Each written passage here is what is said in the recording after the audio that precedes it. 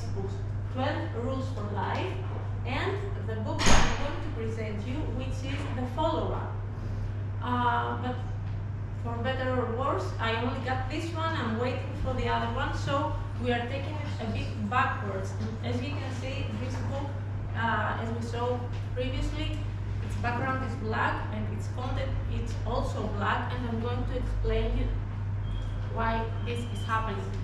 So the book says beyond order. What does that mean?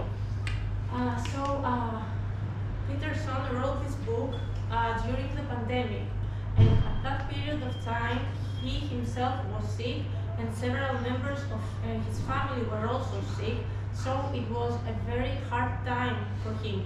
And that is what he says, that life can be hard, really bad things are happening, and we already know that. I mean, we all know that we are going to die. We all know that at some point we or someone we love is going to get sick, and we have to be prepared for this chaos that is coming in our life. And chaos represents the unknown, represents the darkness. But on the other hand, we have order, we have structure. So, and we have the things that we already know.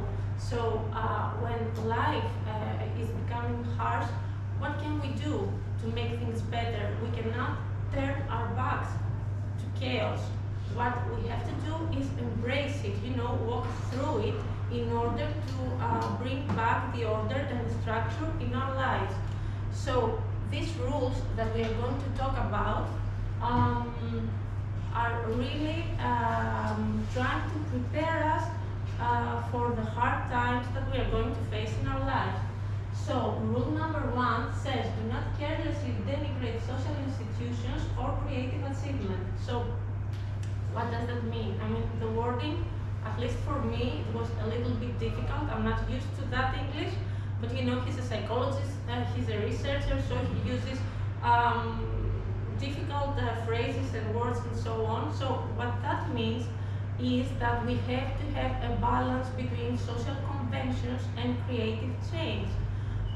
I mean, we are social creatures, but we are also creative creatures. Human beings are really complex, and social life is really complex, and social life and other people are helping us maintain our mental health. So we need to have a social life, and by social life we mean we need education, we need friends, we need relationships, a romantic relationship or a family relationship, or we need free time, and how we manage our free time is part of our social life.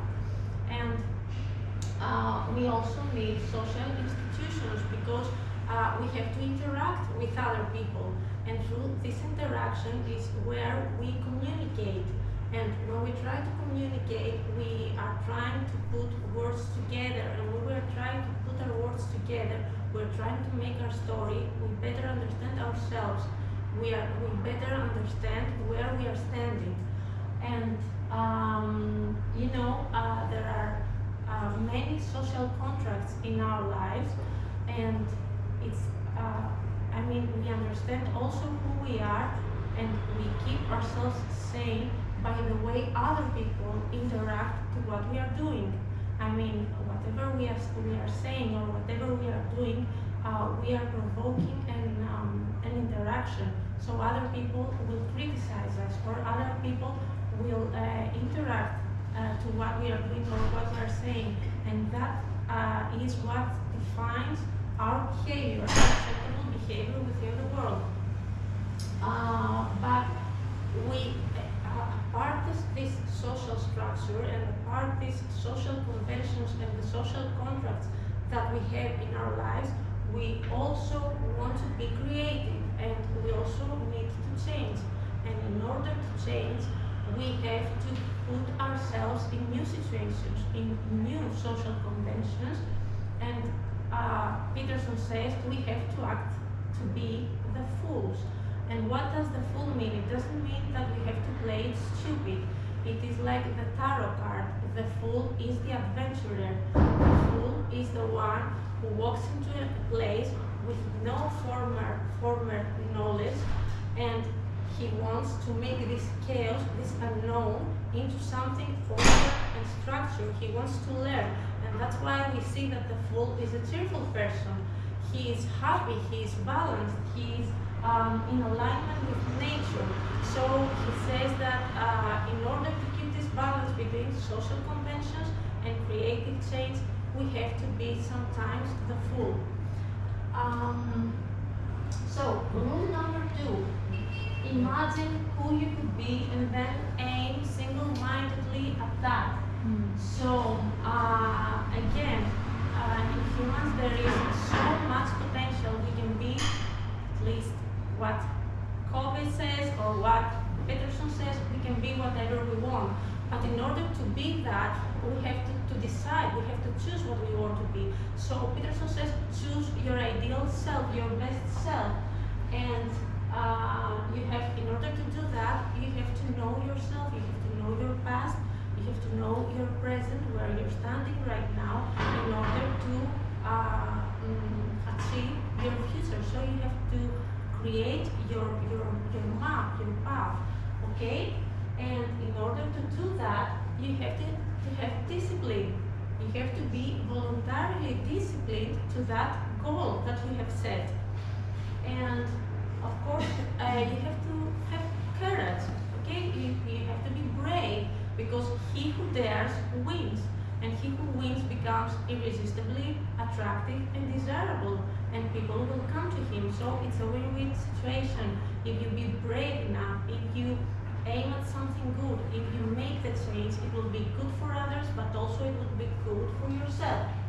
And of course, in order to become your best self, something within you has to die in order to give birth to something better, to something new. So this is what Socrates also said, the Greek philosopher.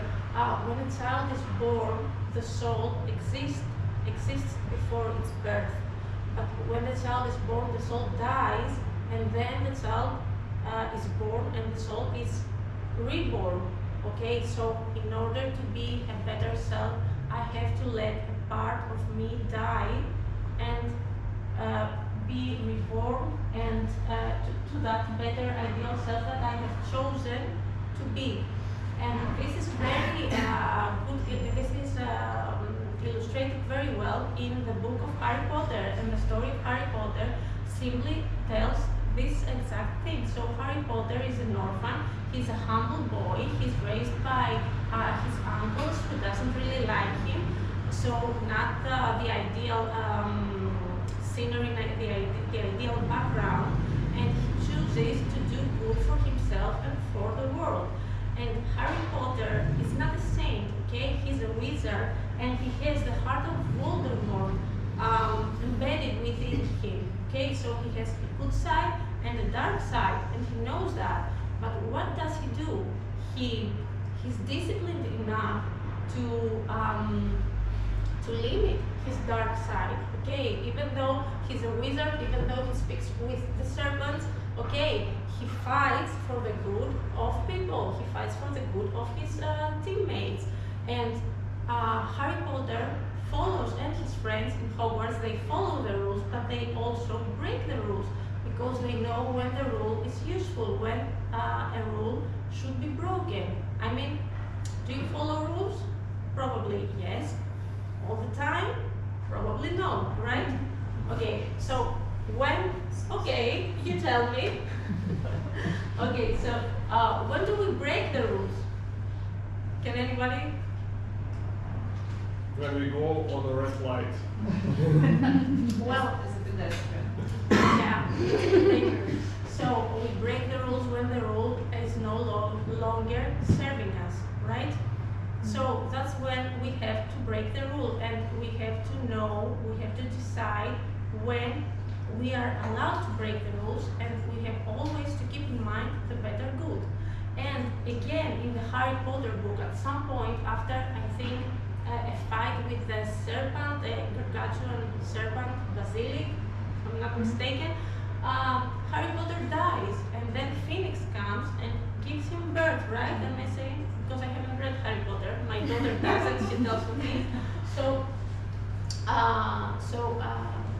Harry Potter let a part of him die, and then he's reborn. And when he's reborn, he's a hero because he did what it took. He took the responsibility, and he became a better self, right? Okay. Rule number 3: do not hide unwanted things in the fog. So what is the fog? The fog is willful blindness, is to know that something lies underneath my bed and I'm too afraid to look at it. But the fact is that I should, pick up the sheets and see if there's a monster under my bed, right? And I have to confront it, even if this brings me conflict. I have to deal with it. So there's a story in the book about a man his wife was serving food to him in the same plate for about 30 years or so. I don't know how many years they were married.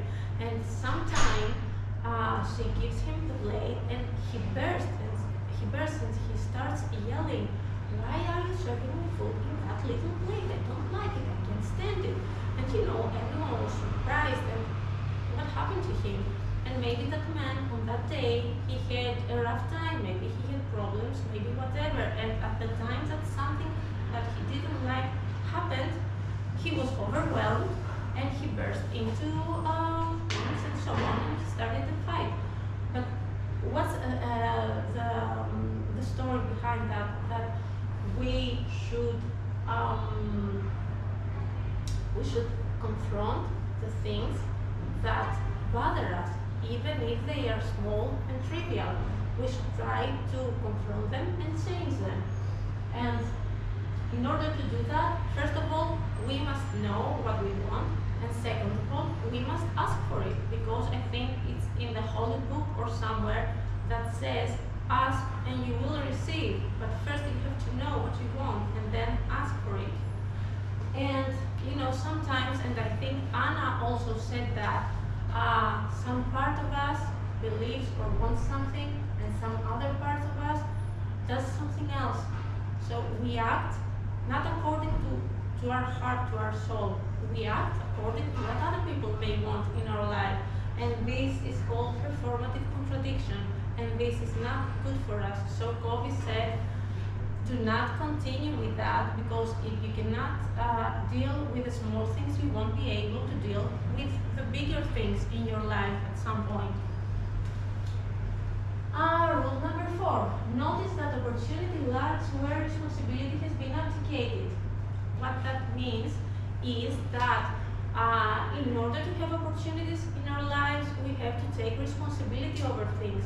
So we have to make ourselves valuable for our family, for our business partners, for our colleagues, for our community, and pick up the extra weight, because if we don't do that, who is going to do that for us? Okay, someone has to do it. So if anyone says somebody else is going to do it, then in the end, nobody does it. And difficult things are necessary in life, and everyone has to pick up his weight and do them at some point. And Peterson says that happiness comes when we are aiming at something good. If you don't have a goal, if you don't have a target, then you won't be happy in your life. So you have to set goals. And in Greek we have a word, amartia, and this in ancient Greek, its definition actually means that we miss the target. But when we say today amartia, we say it's a sin. It's an ethical crime. So it's an ethical crime to miss the target. You have to set the target and not miss it, because you are full of potential. That's what Peterson says. And he says it for everybody, and he believes that everyone should hear this from someone he loves and he trusts at some point in his life. So a bit of a parenthesis here. I saw previously that we are very little the people who have families here and who have children, but I found this book really insightful for parenting, because this phrase here is something that I would really like my children to believe in, that they are full of potential and that they should utilize that. And yeah, so, and this is the last one, pretty much what we said about the true source of happiness being goals. So yeah, we have to pursue a valuable goal in order to have positive emotions in our lives. Okay. Next rule, do not do what you hate. So this for me is kind of similar to what we said before about, hiding unwanted things in the fog. So first of all, we have to know what we want. Second of all, we have to fortify ourselves in order to make the conflict. We have to learn to object to things that we don't like, even if they're trivial. For example, something small happens at work.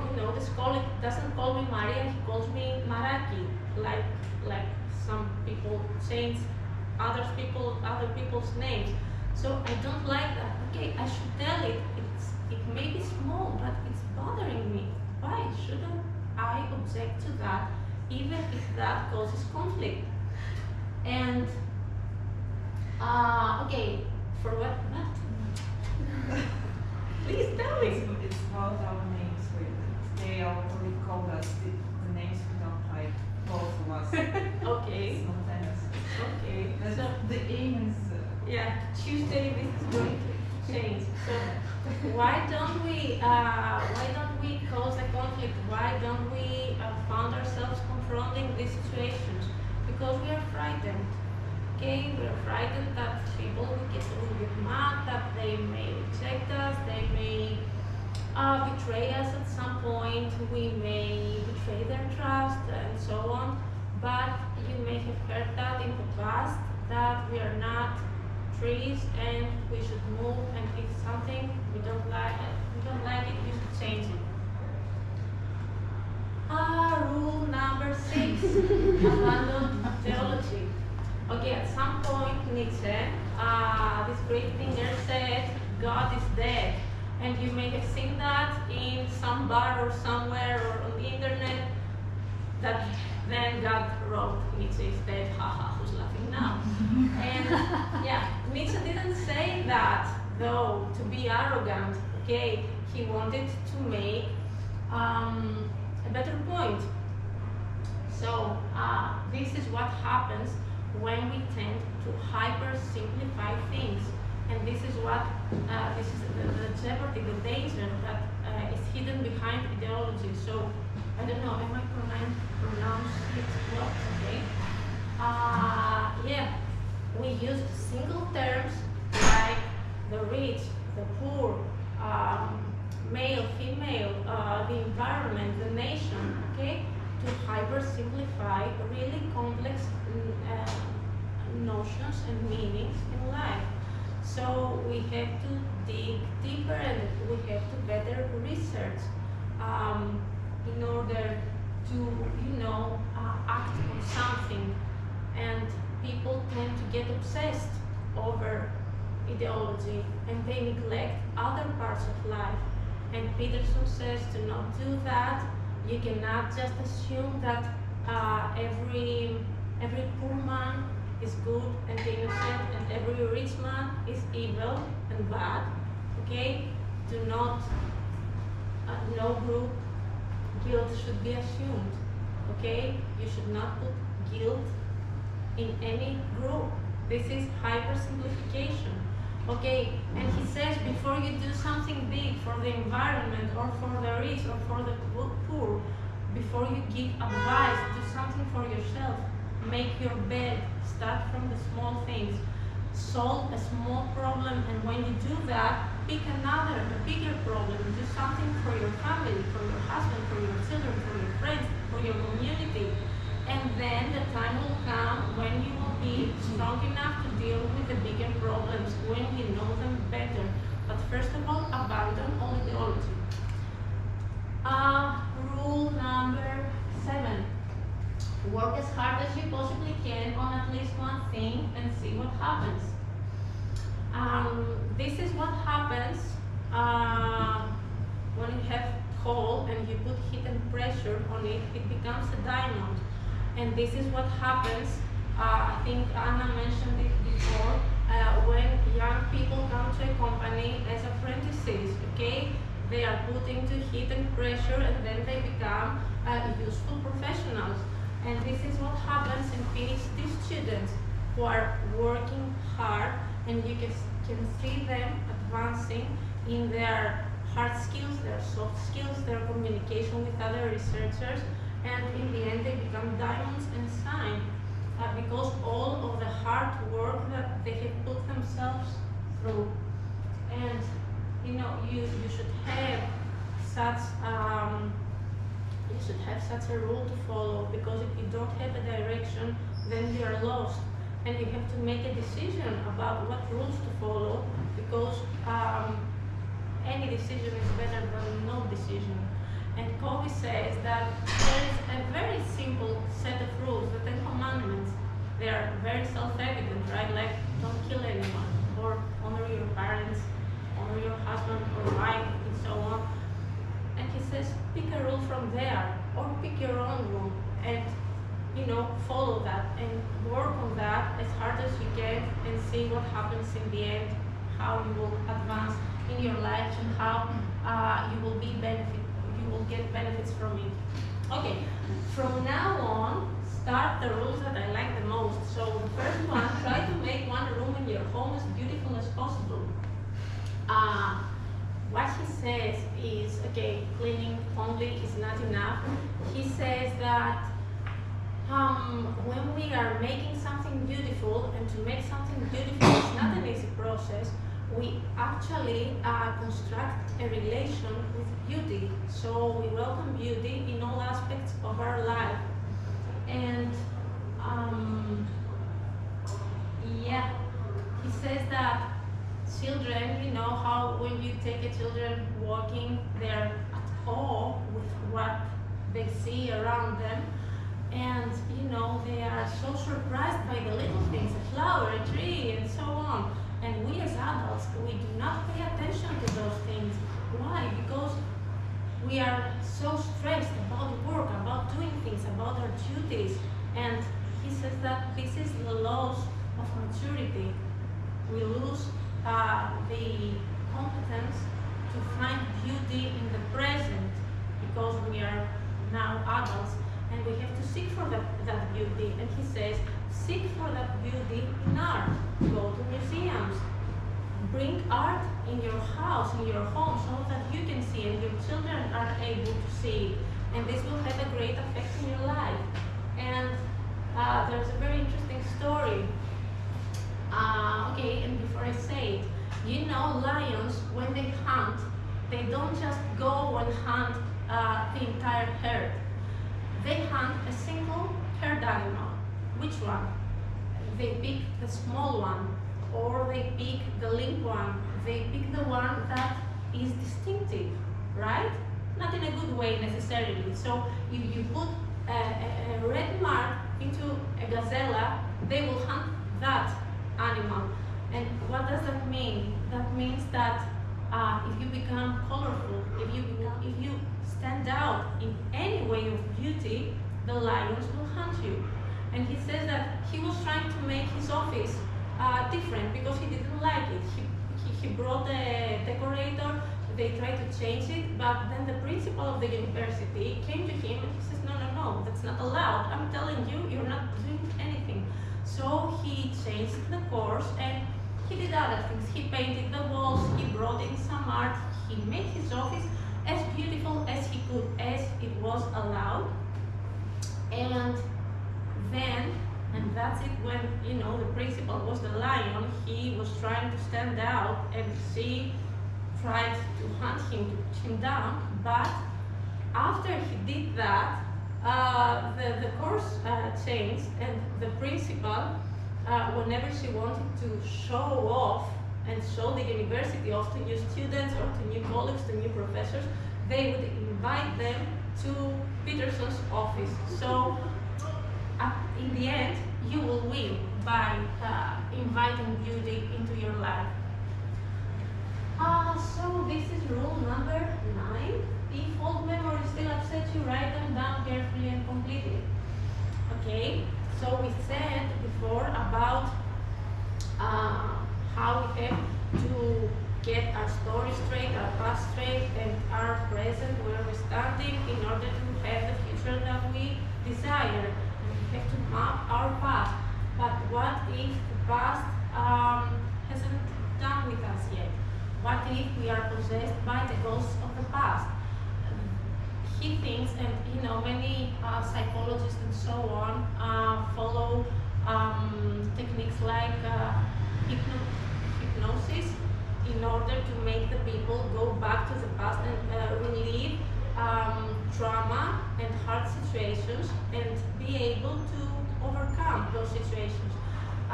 So Peterson and the community of psychologists say that you can also do that by writing them down as thoroughly and as detailed as possible, because this will make you comprehend the malevolence of the world. What is the malevolence? That people can be bad, and people are bad. Everybody can be bad, right? We have it within us. And we have to know that it is this way. We have to accept it, accept the past, accept all the bad things that have happened to us, and move forward. And of course, he also says that we are tortured, we are tormented of what we did in the past, but also what we didn't do in the past. I said the same thing of what we did in the past, yes, but what we didn't do in the past, okay, you get it. And in that sense, we are all assumptions. What if I hadn't said that and I had said something else? What if I hadn't, took that job and I had taken another job? I mean, we're all assumptions, so we have to make peace with the actions that we have made in the past.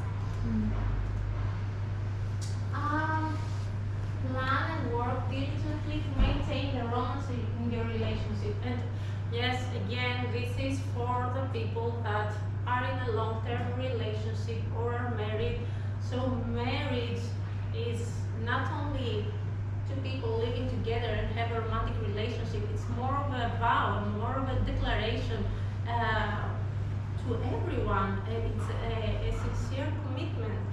And you're in love the first 2, 3, 5 years if you're lucky, but then reality comes and it crushes you because you have your work, your children, your career, and so on, and things happen, good things, bad things, and you don't have time. And what he says is that you have to be dating your partner, even if this date is unbearable, and that marriage life is full of negotiation, because in marriage, if you don't speak, if you don't negotiate, you will be either a tyrant or a slave. And if you're a tyrant, you will feel guilty. And if you're a slave, you will feel dissatisfied. So you have to work on that. We have to speak what you want.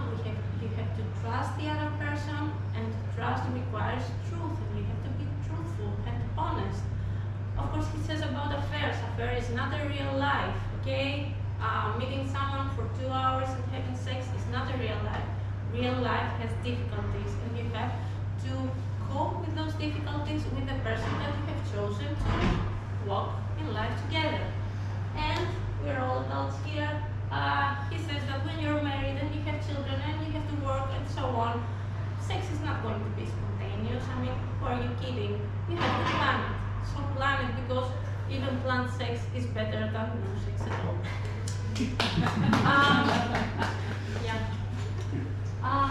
Okay, rule 11. Do not allow yourself to become resentful, deceitful, or arrogant. Okay, I like that. I like the fact that he puts stories, many stories. I can't remember all of them. I will try to say this quickly. So, why do children ask for stories? Because children, even though they are young, they're not stupid. They are ancient creatures, and they understand the depths of reality in a way that we have forgotten to do so. And in every story, in every fairy tale, those characters, the eternal characters of human trauma, exist.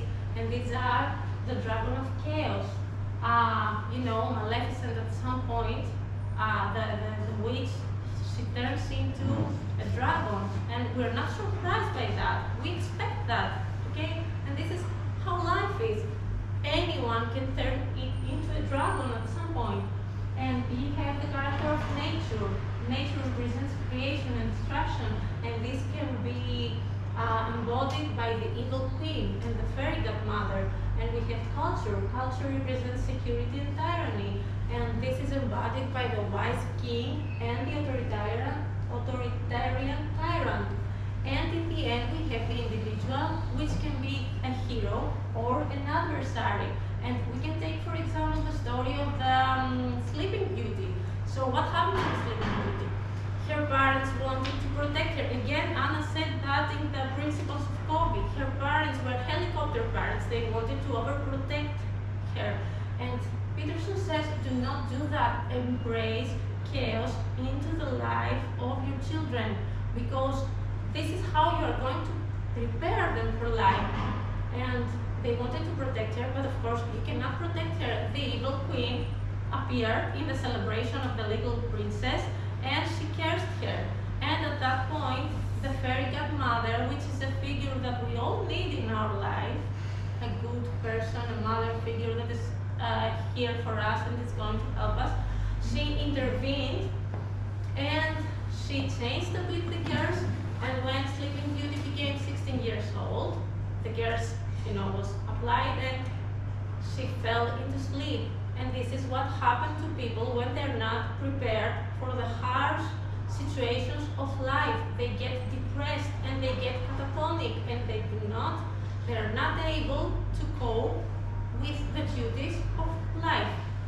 And at that point appears the hero, the prince, that saves the princess. So you see all the symbolism of a fairy tale into real life. So in this story, we see the arrogant parents who believe that they can control everything and, have their child protected. We see how this is, how they were deceitful, and how they became resentful when their daughter was cursed. So do not do all those things in life. You have to be better than that. You have to be prepared for what life is bringing. And last rule, and I will let you go to your weekend. Be grateful in spite of your suffering. So, in the book of Goethe, Faust, there is this character, the evil spirit, Mephistopheles. I think there's a spelling here. Who is, we can say, Satan, the dark spirit, or whatever. In the book, he says, I am the spirit that denies. What denies? Denies the good that exists within us.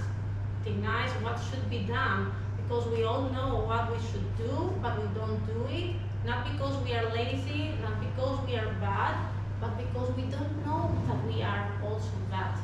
And we should know. We should know that there's nothing to discriminate us from a killer, from a rapist, from everything that every man has done on earth. We're exactly the same. What separates us, what discriminates us, is the fact that we can identify our dark side and we can make it such. But we have to know that we are capable of everything. And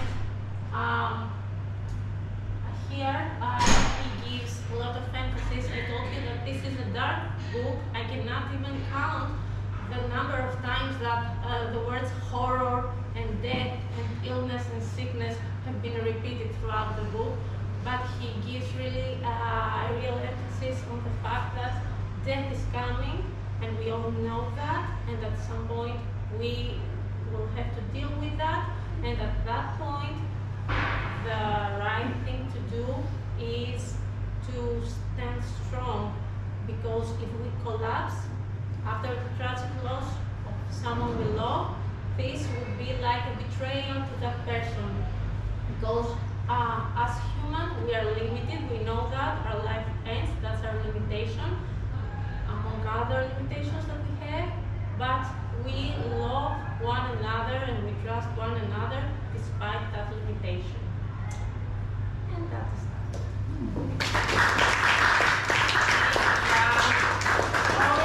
so long.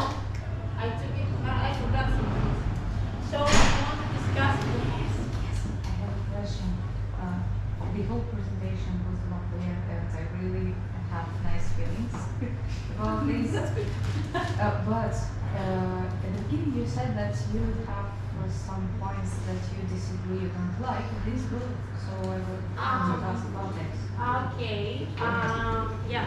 I don't think that something is book as I recall, or maybe there was, but now I cannot remember. Okay, In general.